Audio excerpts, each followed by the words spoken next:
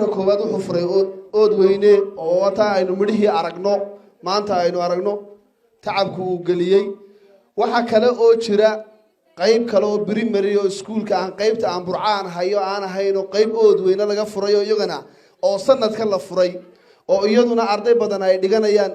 uu doonayo sida ardaydaasi maanta ay u qalin jabiyeen inay u qalin jabiyaan marka reer ood weyne waxaan leenahay dee ha laga faa'iideysto oo ha la soo camiro oo ha la dhigto haddaan yar faalleeyo iskuulka aan joogo ee burcee magaca halkan la keenay al-nasri waxa ka baxay 5 ayd baa ka baxay hal ayd ma dhicin hal ayd aydarkii intaa dhacayay hal ayd ma dhicin dhammaantood way wada baaseen yaa ka dambeeyey ama yaa macallimiinta keenay oo inaan de Somaliland oo dhan bay la tartamayeen maskaxdiisa waxaan ku shaqeynay macal Cabdiwahaab imika macal Cabdiwahaab anigu ma faaninayo xaqiiq ahaan imika uu naga yimaanaga wallahi habeenada qaar baanu doonaa mas'ala ood weynu joogaa marka laga faa'iideysto oo halkana college-kana hala dhigto maadaama 75 arday college-adii burca ka jiray baa 75 arday aan dhamayn kii u dambeeyay haas buu hayo waan joogo wallahi ka taarda ka baxay marka nimcada haysataan ha laga faa'iideysto hala dhigto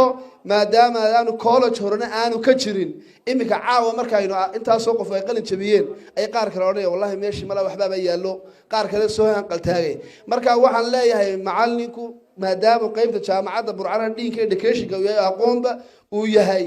hal laga faa'iideysto nimcada haysataan garta taa waxaan leeyahay macal Cabdiwahaab talabaadna waxaan leeyahay ardayda qalin jabisay fursad baa haysataan dadkiina wax ku baraysaan degmooyinka ama tuulooyinka hoos yimaada wax ku bari kartaan inta badan ku fakarin inaad lacag ku qaadatid ka bilow inaad frontier ku shaqaysid Englishda aad frontier ku shaqaysid hay'adii timaada mas'uuliyadda la shaqaysid isku dadaala bilaa calayk anigoo ku hadlaya afkii waalidiinta waxaan aad iyo aad ugu faraxsanahay college-kan caawa dhalinyartu 75 arday ku qalin jabinayaan waxaanu leenahay waxaan noo tahay farxad bay noo tahay aad iyo aad baanu haddaan nahay waalidiinta ugu faraxsanahay Cabdiwahaabna waxaanu leenahay college Cabdiwahaab community-na waxaanu leenahay Cabdiwahaab ilaahay kaas jaysiyo aad iyo aad baan ku leenahay sida dhalinyarta wuxuu bartay ee horumarka loogu soo kordhisay aad iyo aad baanu anigu ku hambalyeynaa waxaanaanu leenahay halka ka sii wad ayaanu leenahay waxaan leeyahay dhalinyartana waxbarashada caawa ka qalin jabinaysaan iyo taydin hadhayba sida ugu soo taabteen iyo si badan ayaa laydinka doonayaa inaa u dhiirigelisaan oo aad iyo aad waxa idin hadhayna ugu faraxsanaataan anagu la suxbayda kala harmayno haddii aan nahay waalidiinta ardaydan dhalinyarada ubaxa cusub ee quruxda leh caawa ilaahay inoo siyaadiyo inaan daawado ilaahay ugu sameeyo mahadaale waxa kale oo ku xusayaa waxbarashada Cabdi ninkii uu bilaabay Ingiriisida ayaana cajsaanaysa caruura waxa weeyaan inankaasi horumarka uu sameeyay waa arkaysa oo weynana maanta maalin uu ka qurux badan yahay uu ka wacan yahay intaan anigu dee soo jiray ama aan u soo dagaalamayay ama aan ka shaqeynayay ama waa igu baryaayay saaka iyo caawa iyo bari toole maalin uu ka wacan yahay ma jirto ilaahayna inoo siyaadiyo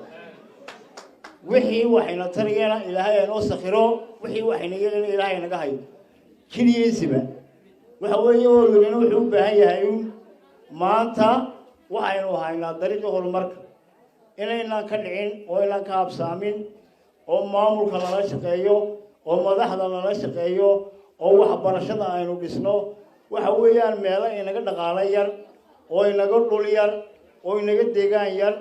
oo ku nool 8 mitir ama 9 mitir ilaa biya ayaa jaamacada ku gaadhay waxa weeyaan jalbul mawjuud wixii aad haysataan hal xifdiyo imika kawaadirada Cabdiwahaab ku jiro iyo dadka wanaagsan ee horumarka sameynaya hal adkaysto iyo muxuu ahaa goobaha waxbarashada haysaan hal si kobciyo gacmaha la isqabsado wa dalbil mafquud wixii idin ka maqan raadsada marka maxaa idinka maqan waxaa xitaa la doonayaa qaybta cookinga ama muxuu ahaa guriga maartay cuntada sida loogu kariyo ama hoteelada qaybtaas way naga maqan tahay waa qayb muhiim ah in markii waxbarashada